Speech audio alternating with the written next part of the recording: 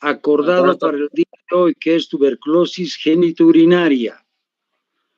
Lamento que no se hayan conectado la mayor parte de los alumnos. Entonces, veremos a ver qué medida toma, porque esto cada día va reduciéndose y después va a ser un monólogo simplemente con los grupos de práctica. Bueno, no le vamos a dar más vueltas a esto y como prolegómeno quiero advertirles de que esta enfermedad hoy por hoy viene en un ascenso alarmante debido a los múltiples factores extra médicos y extra epidemiológicos que se adjuntan para que definitivamente vuelva a emerger las estadísticas de esta patología. La primera. ¿Cómo se define la tuberculosis a nivel mundial? Indudablemente esta diapositiva, como verán ustedes, es del 2008, tampoco la definición ha cambiado, ni el nombre, ¿no? Pero sin embargo, nosotros tenemos que regirnos al manual de normas técnicas en tuberculosis que sigue vigente. Por lo tanto, se define como una enfermedad social, infecto contagiosa, evolución crónica, pero es curable y de notificación obligatoria para llevar una estadística acorde a cada país.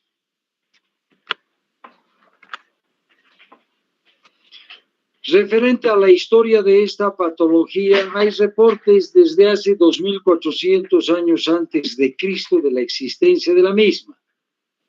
Así es que Hipócrates, uno de los médicos de antaño, desde 375 antes de Cristo la denomina tisis. Otro colega en 1696, Weismann, descubre la patología retroauricular y pone el nombre de escrófula.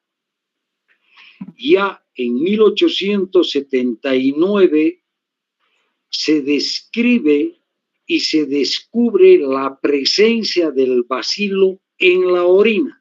A partir de este momento empezamos a hablar de una baciluria. Koch el 882, identifica por primera vez al bacilo.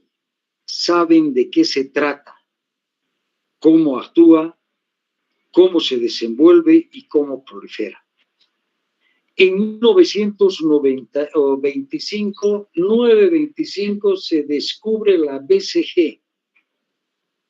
El 44 se descubre la streptomicina. Y en 1952 se sintetiza por primera vez la isomiazida. A partir de este momento es que se habla de una curación innegable. Teniendo la BCG, la streptomicina y la isomiazida, entramos en la etapa de curación que se determina y va a cambiar el rumbo y la historia de esta enfermedad. Un mapa mundi donde definitivamente vemos que Bolivia, lo que nos interesa, está en el grupo más oscuro, que representa aproximadamente 250.000 enfermos por 100.000 habitantes. Ahí vemos a África, ahí vemos a Oceanía, y nuestro colindante Perú también está junto y agarrado de la mano igual que nosotros. Por lo tanto, estamos en el grupo etario de gran incidencia en este mapamundi que es muy sugestivo. Epidemiológicamente, ¿qué es lo que causa esto? Es la primera causa de muerte por infección. Se refiere a todas las infecciones. Mata más gente cada año que el SIDA, la diarrea en infantiles, malaria y lepra juntos. Quiere decir que definitivamente sigue vigente la alta incidencia de este patógeno y de esta enfermedad. La Organización Mundial de la Salud la declara como emergencia global.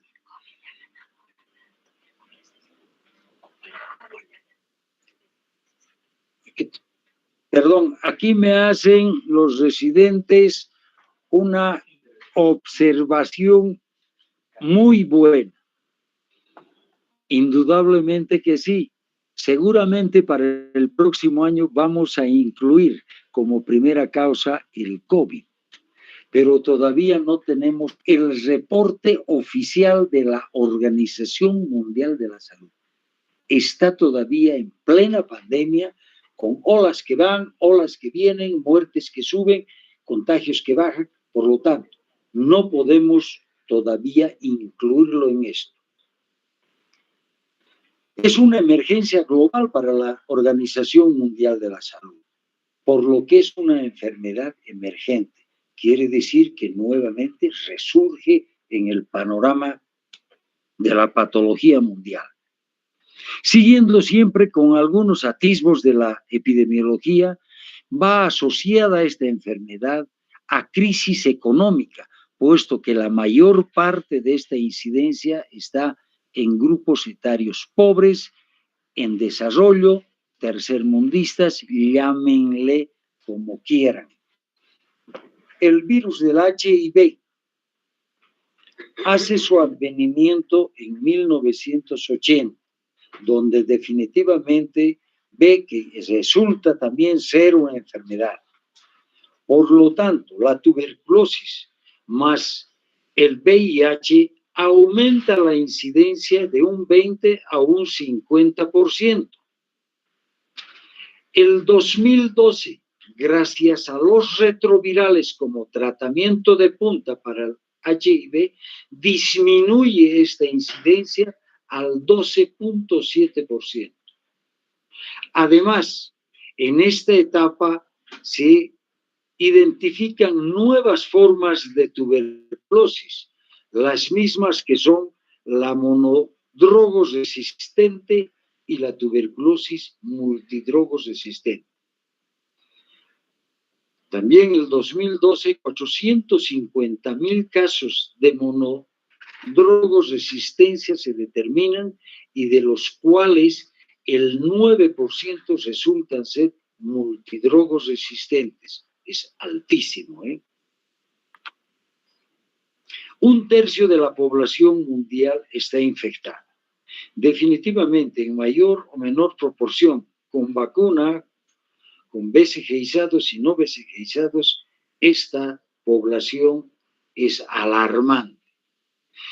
Se detectan 100,000, o digo 10 millones de casos nuevos activos, quiere decir bacilíferos en potencia. Se determina estadísticamente 2 millones de muertes por año. Cada segundo, una nueva infección. Determinen ustedes en el tiempo y en el espacio. 90% en los países en desarrollo o los países del tercer mundo. 75% de esta patología está en el grupo etario de edad productiva, por lo tanto, hace mella en la economía de estos países. De todo esto, el 20% resulta una tuberculosis extrapulmonar. Tiene dos etapas esta tuberculosis. La primera, ya 2 etapas. Una, la de contacto, cuando podría ser asintomático, pero es bacilífero en potencia. Y el segundo, cuando ya se ha establecido la enfermedad con desarrollo plena de sintomatología.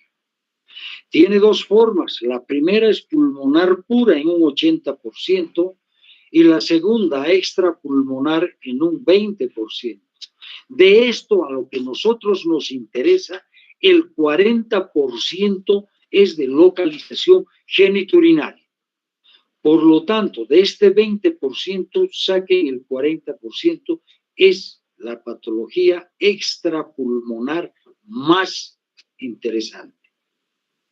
El grupo etario decía en edad productiva, laboral va del 50, o digo del 20 al 50%,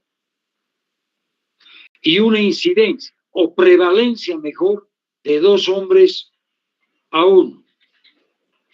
La diseminación es siempre hematógena a partir de un foco pulmonar, la primoinfección tuberculosa. ¿Cuál es la fisiopatología de esta enfermedad? ¿Qué es lo que pasa? Por supuesto que no se transmite tan directamente o con tanta fogosidad como la patología que hoy estamos atravesando, la viral del COVID-19. Primeramente, tenemos todos una primoinfección que en mayor o menor proporción ha sido bloqueada por el organismo. Por cualquier situación energizante, como el sarampión en los niños, los tumores en los adultos, los tratamientos, sean para uno o para otra patología neoplásica, hacen que este encierro, enclaustramiento del bacilo salga y se disemine por vía hematógena. Así llega al riñón, que es el filtro del organismo. Por lo tanto, la siembra, como es hematógena, es bilateral. Pero cronifica la enfermedad solo en un riñón. Por lo tanto, la cronificación es unilateral. Esto debemos entenderlo bien, como vamos a ir viéndoles las imágenes correspondientes. No se sabe hoy por hoy qué es lo que pasa a este nivel, por qué solo enferma un riñón y el otro se preserva. Entonces inicia a nivel medular, en la región medular, produce necrosis de las papilas y de esta forma llegan al sistema pielocalicial. Como han llegado a la vía excretora, que es el sistema pielocalicial, ureteral, este produce una diseminación por vía canalicular, produciendo en su trayecto una reacción inflamatoria. Al producir esta reacción, produce ulceración y posteriormente necrosis. Una fibrosis cicatricial que es el modus operandi de cualquier curación ha de determinar una estenosis a nivel.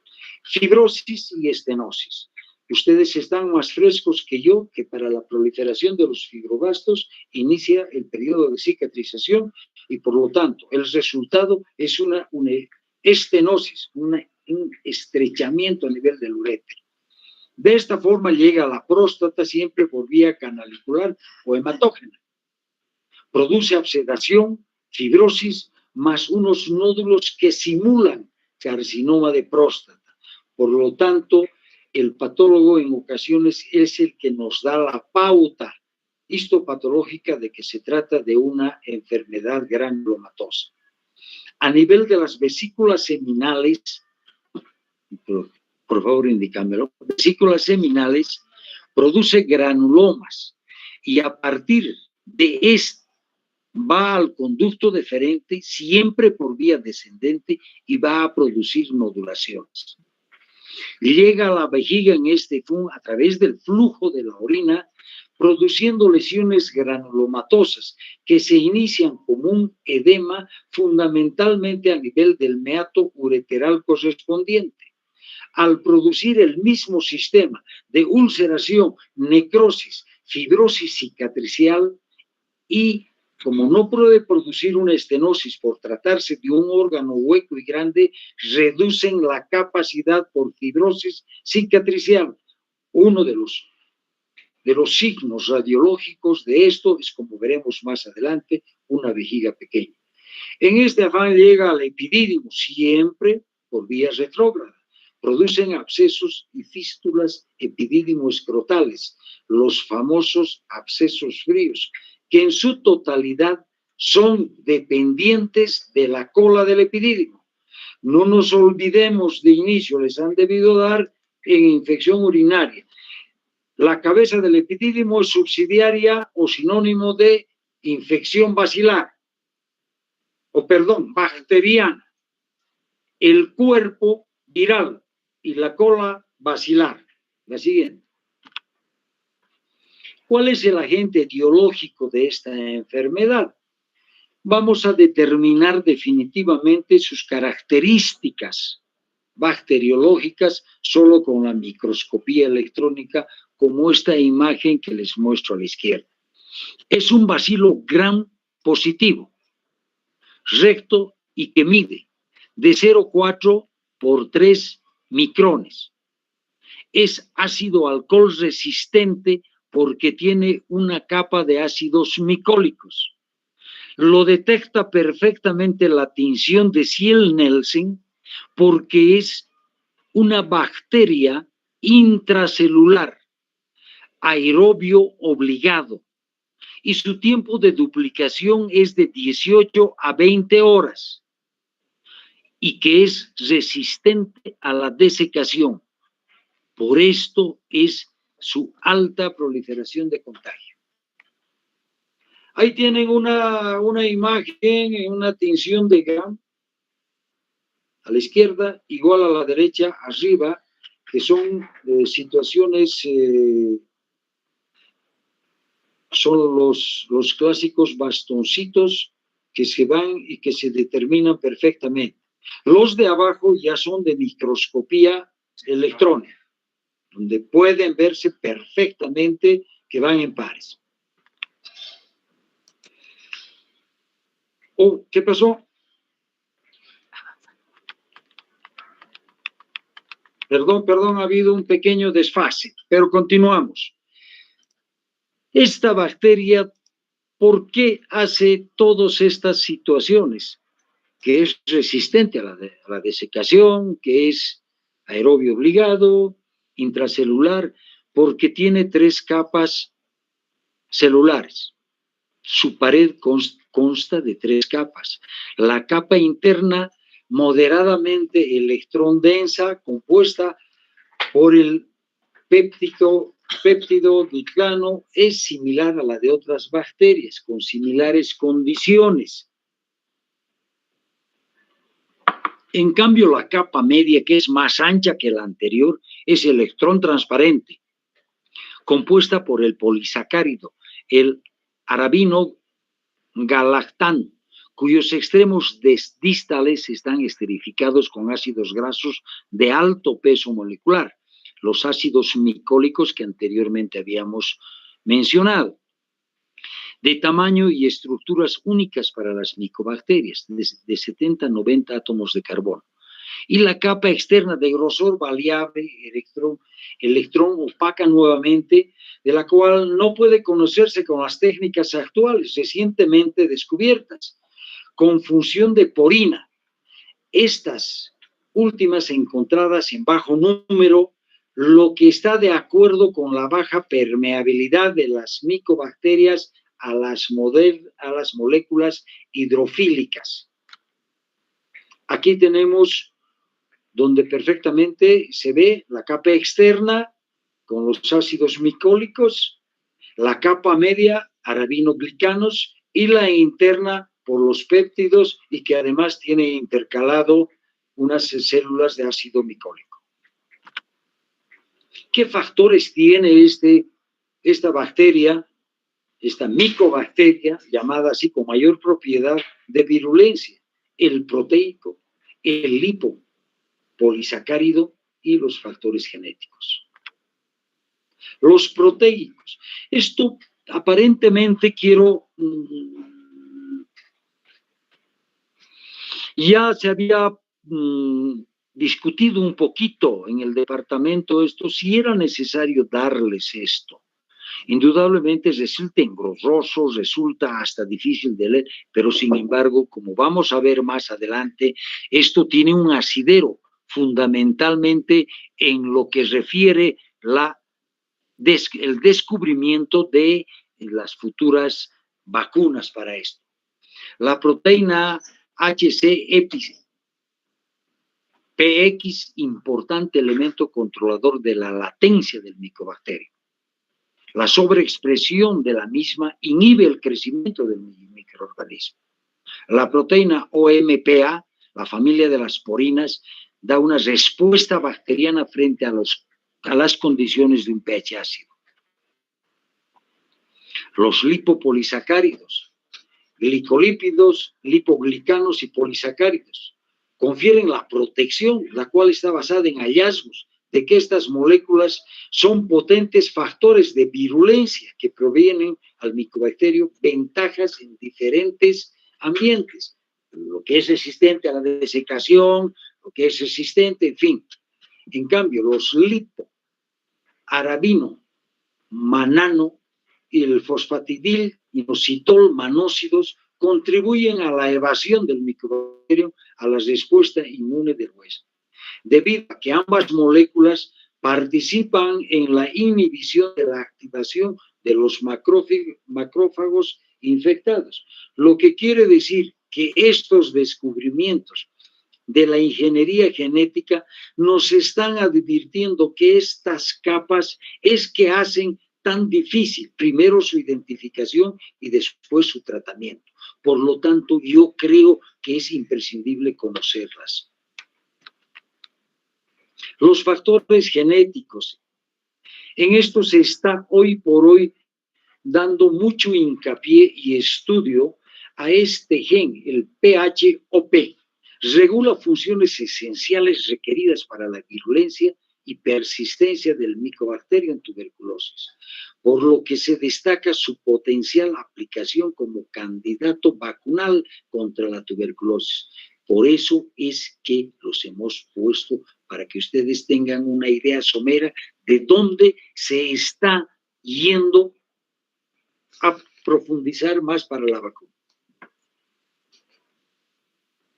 Después de conocer el agente etiológico, nos queda ojear un poco de lo que significa la clínica, su presentación y todo aquello.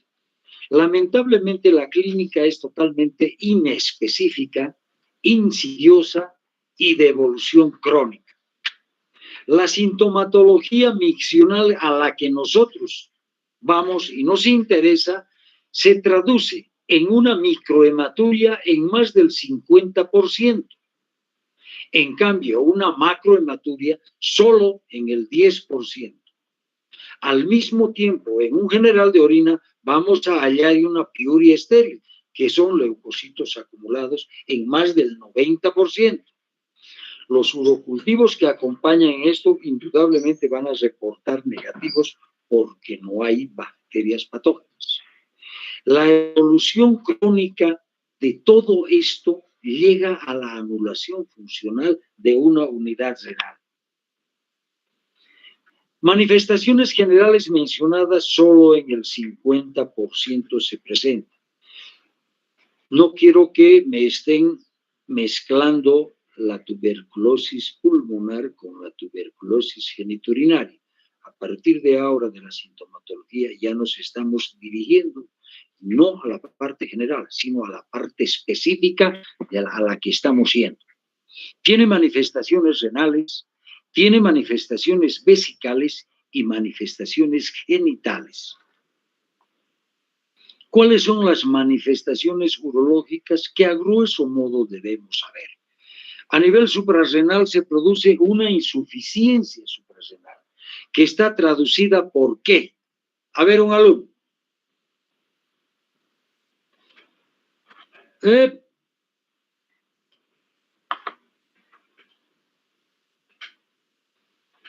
Se produce porque el paciente definitivamente se vuelve negrito, ¿no? Y eso se llama enfermedad de Addison, insuficiencia suprarrenal crónica. A nivel del riñón, ha de producir una hematuria macro o micro, una piuria estéril, y empieza a haber una dilatación, puede llegar a la insuficiencia renal, a calcificaciones, como vamos a ver más adelante. El uréter, hemos dicho, produce por procesos de cicatrización una estenosis. En la vejiga va a suscitarse primeramente una estenosis a nivel urétero-vesical, también del tracto urinario, producen una contractura, por lo tanto se achica la vejiga. La próstata y uretra, una uretritis inespecífica, va a haber úlceras, estenosis, porque es un órgano hueco, y una prostatitis por vecindad. En el aparato reproductor, una epididimitis, que unos la llaman en rosario, otros la llaman, nosotros vamos a decir epididimitis segmentaria. Cicatriz y por lo tanto atrofia. En el pene produce úlceras, estrecheces y a nivel del escroto, masa, absceso, granuloma y fístula. Esto es importante porque es la carta de presentación casi en los jóvenes de nuestro medio y hoy por hoy, a nivel de periné, por donde vaya la fístula, producirá un absceso. La siguiente. Esto es lo que me refería. Esto es una de las imágenes que no a diario, pero con mucha frecuencia vemos en el medio. Prácticamente es una cicatriz de una fístula epidídimo escrotal y abajo tenemos una fístula activa, también epidídimo escrotal. Igual, ya curada, sanada, son los famosos abscesos fríos. ¿Por qué se les llama abscesos fríos? Porque no tienen rubor, calor ni tumefacción, sí. No tienen los cuatro. Entonces, una vez clínicamente sospechoso de todo esto, llegamos al diagnóstico. ¿Y cómo lo vamos a hacer el diagnóstico? Una vez más, repetimos hasta el cansancio, la elaboración de una historia clínica detallada y concisa, donde se ha de hacer mucho tiempo, o mucho hincapié en la anamnesis, nos dirá el tiempo de evolución y de este modo reportamos la cronicidad de la infección. En el examen físico vamos a ver lo que acaban de ver ustedes, o vamos a hallar estos famosas cicatrices, fístulas y todo aquello. Un examen de orina, tal cual les he dicho, una piura estéril, es lo fundamental, una leucocituria con un examen de cultivo negativo. Pasamos a la tinción de Ciel-Nielsen. Verán que definitivamente esto tiene un orden cronológico. Se hace del sedimento y un cultivo. En el sedimento ya nos darán en el Ciel-Nielsen de que definitivamente hay bacilos, pero no nos están diciendo qué tipo de bacilos. Posteriormente vamos a ver. El cultivo en medio del Oystein-Jensen nos va a determinar de que se trata de una Mycobacterium tuberculosis. Y hoy por hoy se estila la reacción en cadena de la polimerasa, que es un examen rápido, pero todavía no se ha estandarizado el uso en el medio por el alto costo. Después de agotar todos estos procedimientos no invasivos, vamos a la cistoscopía si acaso repercutiera. Y en la cistoscopía es que se va a ver esos meatos ureterales, unos abollonados, otros en mijo de pan y otros en úlceras verdaderamente establecidas. Después de esto pasaremos a la ecografía antes o después de la cistoscopía para determinar además el compromiso de la vía excretora superior, si hubiera hidronefrosis, si hubiera riñón mástic y todo esto.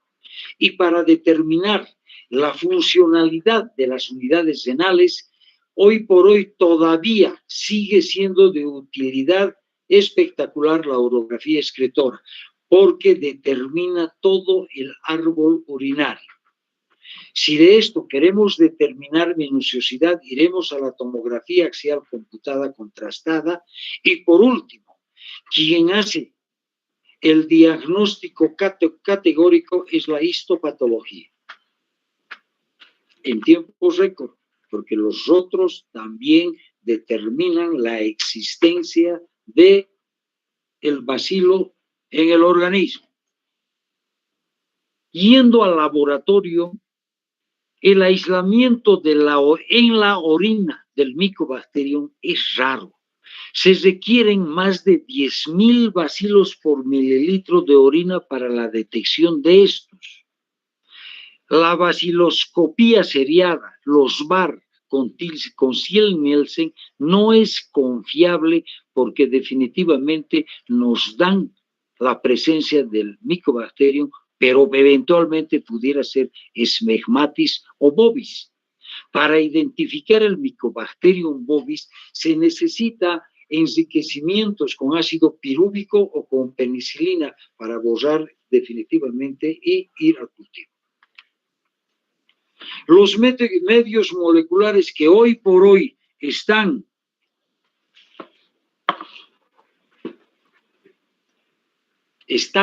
indicados, pero no estandarizados en el medio, es la detección directa del DNA microbiano. Esto es la reacción en cadena de la polimerasa. Les había dicho de que el costo nos impide pedir a todo el mundo. Puede detectar hasta 10 bacilos en cada muestra. O sea, tiene una sensibilidad del 88% y una especificidad mayor al 95%. Es mayor sensible que el Kiel-Nielsen y la detección es en el mismo día. Tienen que tener en cuenta, ustedes están más frescos que yo en microbiología, el Kiel-Nielsen necesita de un técnico adecuado para las tinciones, que hay que esperar y ver esta situación.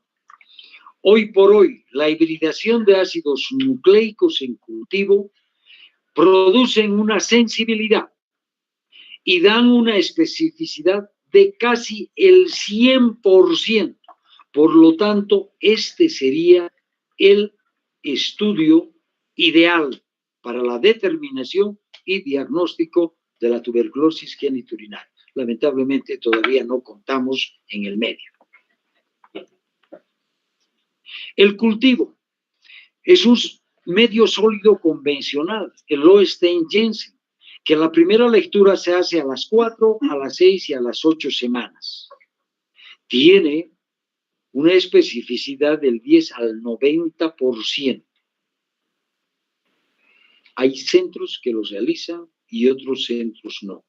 En el medio, todo esto está centralizado en la Escuela Técnica de Salud y es el laboratorio a nivel nacional, el INLASA, que hace que definitivamente se maneje mejor con gente especializada. El método BACTEC, este método intencionalmente introduje esto, aunque hoy en día ya no se hace, pero se hacía en el hospital belga. Es un cultivo radiométrico líquido con sustrato marcado con carbono 14. Este produce CO2 y que mide cuantitativamente. El tiempo siempre es el menor. No se olviden que la lectura final es 8 semanas con el Lowenstein-Jensen. En cambio, 13 días, pues yo creo que valía la pena. Esto es una imagen de nuestro medio, de la Escuela Técnica de Salud. Positivo las 4 muestras. Así es como se produce y se prolifera el Mycobacterium en un medio de Lowenstein-Jensen. La histopatología como último detalle, siempre ya nosotros en el proceso de practicar la medicina en nuestro medio nos ha pirado un poquito a romper este esquema y a veces en esos jóvenes que vienen con estas fístulas, uno hace la epididimectomía parcial, la cola del epidídimo, y lo manda al patólogo, y el patólogo nos da hasta en un 30% del diagnóstico de tuberculosis genitourinaria. La biopsia de la vejiga puede ser con cuchilla fría o con cuchilla eléctrica, da hasta el 46%. Este es el método clásico que saben todos ustedes y todos estos jóvenes que están alrededor mío. ¿Qué es? A ver, lean.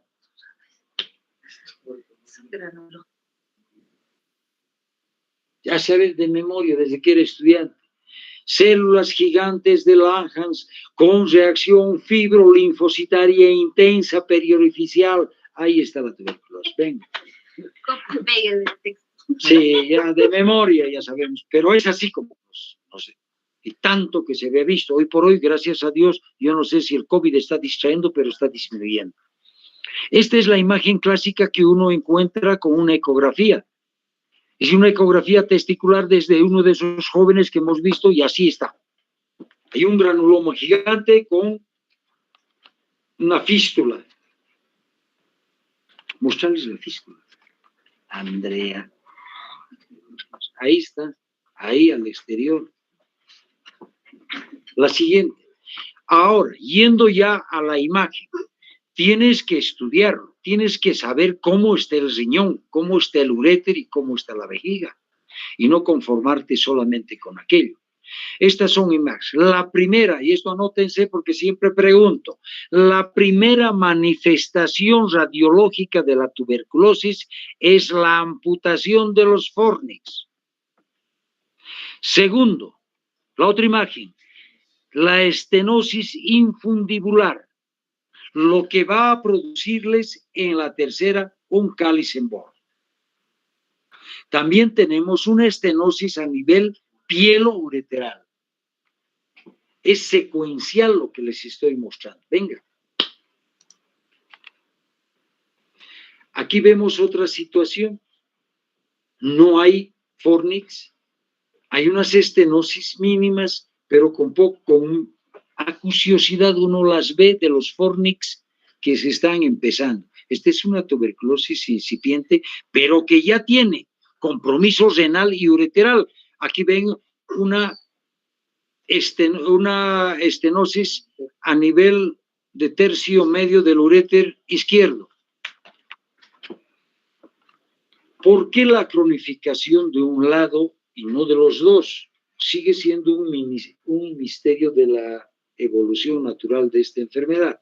Aquí, por ejemplo, ya no tenemos el riñón derecho, simplemente tenemos el riñón izquierdo, que con el correr del tiempo se ha hecho un hidrouréter, una hidronefrosis con una estenosis y un acodamiento a nivel de la unión urétero-piélica, estenosis, estenosis, estenosis y lo fundamental, estenosis a nivel de la vejiga y el uréter. Y lo que esta imagen la conservo, de repente ustedes ya no tengan oportunidad de ver a estos pacientes. Esta es la clásica retracción de la vejiga y que la llaman los libros vejiga en moneda, vejiga pequeña. La siguiente. Ahí tenemos otra situación con una deformación completa del cáliz superior, del medio y del inferior, un uréter fibroso, rectilíneo y con una anulación funcional del lado izquierdo. Igual la vejiga está en camino a ser numular pequeña. Igual son varias imágenes que ven. Lamentablemente la tomografía no nos va a brindar esto. Las planimetrías o las reconstrucciones dejan mucho que desear todavía, pero sin embargo ahí tienen una amputación completa de los fornix, unas estenosis y una rectilínea, un uréter rectilíneo, quiere decir fibroso, que no tiene la movilidad. Igual a la derecha una ureteritis segmentaria, a la izquierda igual, y vejiga en proceso de retracción. Igual. ¿Llama la atención qué cosa, Andrea, en estas? Anulación del lado derecho. Sí, pero otra cosa, en la estructura ósea, ¿qué les llama la atención? Que es gente joven. Igual, vejiga pequeña con un divertículo por el esfuerzo que hace y un hidrouréter, un reflujo masivo hasta el riñón. Uréter rectilíneo con estenosis a nivel ureteral y a nivel vesical. La siguiente. Ahí están los clásicos, ¿qué se llaman? Cáliz en bola por estenosis infundibular. Esta imagen ya no la volveremos a ver, la conservo por eso, es la clásica urografía con ureter rosariado. Es una estenosis ureteral multisegmentaria. La siguiente. Después de la urografía habíamos dicho la tomografía, y es así como se ve. En una placa simple a la izquierda van a ver que solamente hay una fibrosis o una calcificación superficial de un riñón que en su momento ha debido ser mástica. Ahí tienen la confirmación en la tomografía, abajo y arriba, y en la reconstrucción vemos. A estos riñones se las llaman mástil porque son como queso. Se ha llenado de calcio y ha corroído completamente el parénquima renal. Entonces, después de haber agotado esto, vamos a la cistoscopía para ver qué es lo que ha pasado. Siempre se debe realizar bajo sedación y con condiciones de mucho cuidado. ¿Por qué? Porque las vejigas son rígidas, pequeñas, tremendamente dolorosas.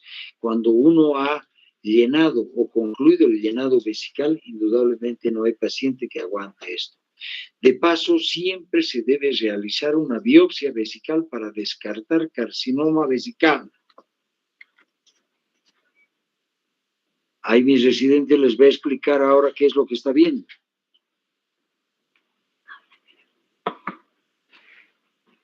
En la primera, lean, son granulaciones ampollosas alrededor de la desembocadura del meato correspondiente. La figura número 2 es una úlcera que les había dicho, tuberculosa aguda. La tercera, y un meato en hoyo de golf, que le dice incompetente. La tercera es ya con una retracción más severa. La 5 es una lesión tuberculosa curada después del tratamiento. La 6 igual que ya curada. Y la 6 es una cistitis tuberculosa aguda, porque hay sufusión hemorrágica superficial. El diagnóstico de ureteroscopía está destinada para determinar en qué riñón es el que está sangrando. El diagnóstico diferencial de hematuria microscópica. Sabemos que hay 10, 15, 20, 30 eritrocitos en la orina, pero no sabemos de qué lado viene. La cistoscopía no nos ha indicado categóricamente, por tanto, además es útil para tomar muestras y hacer un cultivo por separado de orina de sustracción directa del lecho renal. El tratamiento clínico. A un principio había dicho de que era una enfermedad infectocontagiosa crónica de denuncia obligatoria y que el tratamiento era controlado y supervigilado porque es subvencionado. Y el Ministerio de Salud tiene unos esquemas rígidos de tratamiento.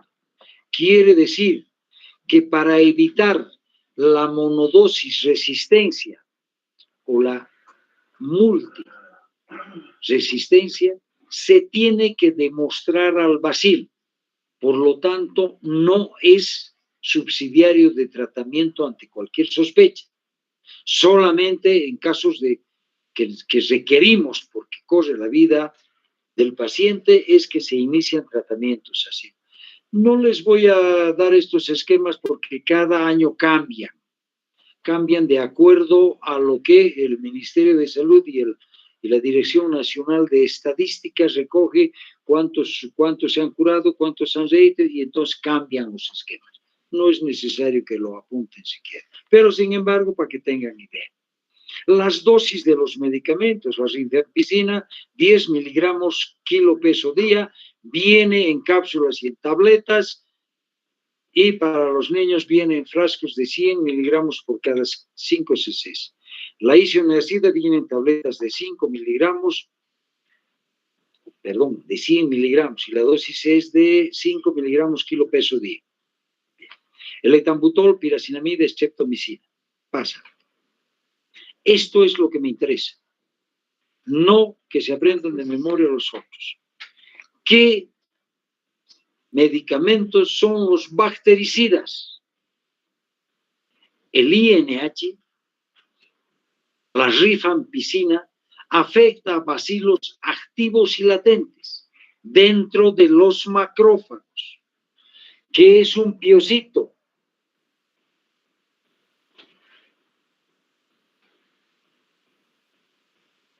Ay, la madre de Dios, ¿cómo vamos? Es un macrófago lleno de bacterias que ya los han necesitado, por lo tanto entra al rubro de los biocitos.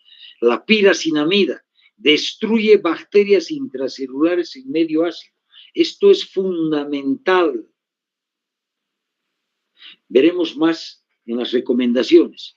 Tienen acción esterilizante. Todos estos son bactericidas que curan, tanto superficial como profundamente. Los bacteriostáticos, el etambutol, la tioacetazona, se usan con bactericidas para prevenir emergencia de cepas resistentes. Podríamos decir de que definitivamente son medicamentos que se guardan porque son de depósito. La monodroga resistencia y la multidrogos resistencia están siendo estudiados con el gen XPERZT. Detecta resistencia a rifampicina. Esto es el sí, gen expert. Gene expert. Gracias, doctorita. Es que yo soy de provincia. De todas esas situaciones, lo que me interesa es de que ustedes deben saber, hoy por hoy, con qué estamos haciendo el tratamiento de monodrogo y multidrogo resistente. Esto no les voy a perdonar. ¿Con qué medicamentos se hace? Con quinolonas. Con quinolonas. Y las quinolonas damos hasta para la caspa. Y pensar que es lo único que nos queda para esto. La siguiente. El tratamiento quirúrgico tiene alta incidencia dentro de la urología, porque las intervenciones que realizamos en este tipo de pacientes son ablativas en el 35%. Quiere decir nefrectomías, ureterectomías y todas aquellas cosas. En cambio, las reconstructivas irán en aquellos riñones solitarios donde nuestra obligación es reconstruir, hasta en un 65%. Cuando se habla de una cirugía ablativa, de una exéresis, por milagro y gracias a Dios tenemos 2 riñones, 2 uréteres. Las indicaciones precisas de esto es la basiluria persistente. Siempre van a leer en técnica quirúrgica ellos tienen toda la razón, nosotros no, de una autonefrectomía. Entonces, esos riñones que no funcionan, se los debe quitar en casos de basiluria persistente, de hematuria persistente o de dolor incoercible. Esas 3 son las indicaciones de la exéresis renal, ureteral, lo que quieran ver. ¿Qué conclusiones debemos asumir? Estar conscientes y ver desde una situación clave y real. Es una situación de salud mundial grave. Frecuencia prácticamente desconocida, porque nuestros sistemas de cómputo están no muy bien reglamentados. Los síntomas iniciales son poco orientadores. Síntomas urinarios con enfermedad avanzada ya, los cuales ya podemos ir solo a reparación o exéresis. El diagnóstico de esta patología requiere un alto índice de sospecha. Siempre me recordaré de nuestro amigo, el urólogo fallecido ya, don Iván Morales y Requena, que siempre decía, el cerebro no ve. Los ojos no ven lo que el cerebro Los ojos no ven lo que el cerebro no sabe. Entonces, esto requiere un alto índice de sospecha. Y usted decía, pueden sospechar con el parcial de orina. Hay decir, esta infección cada vez, síndrome excitativo, síndrome reactivo, cultivo negativo, pero hay piuria estéril, hay leucocituria con abacteriuria. Entonces, esto sí es casi patognomónico de un examen inicial de sospecha. Tiene gran compromiso reparador. les decía, por suerte tenemos, es un órgano para el Señor, los uréteres y todo aquello, entonces implica que nosotros debemos tener la idea de reparar esta situación. ¿Qué situaciones debemos considerar? Esto, como ustedes, estudiantes de medicina, debieran saber porque ya han rotado en infectología y me imagino que tuberculosis les han dado en infectología o en epidemiología, no sé, ¿no? El uso de las quinolonas retrasa el diagnóstico 3 meses, negativiza el cultivo las quinolonas, por eso es que es lo único que tenemos para las multidrogos resistentes. La pieza anatómica después de una cirugía debe enviarse con frasco seco, no con formol. El omeprazol, definitivamente, esto está proscrito. ¿Por qué? Porque disminuye la acidez del estómago y para que se absorban todos los medicamentos de la tuberculosis requiere un medio ácido. Por eso es que en los lugares de suministro les dan con un vaso de jugo de cualquier fruta que amortigue las 9 pepas que son el tratamiento inicial. Cultivo negativo debe realizarse siempre en un síndrome irritativo, cultivo para micobacterias. Bueno, jóvenes, hemos tratado de sintetizar al máximo esto y hacerlos entendible, tardando un poquito, pero lo que me interesa es de que no haya confusión y se lleven una perorata, pero clara y concreta. ¿Preguntas? ¿Ya no hay nadie? Buenas noches, doctor. Con respecto a la evolución, ¿cuánto tiempo debe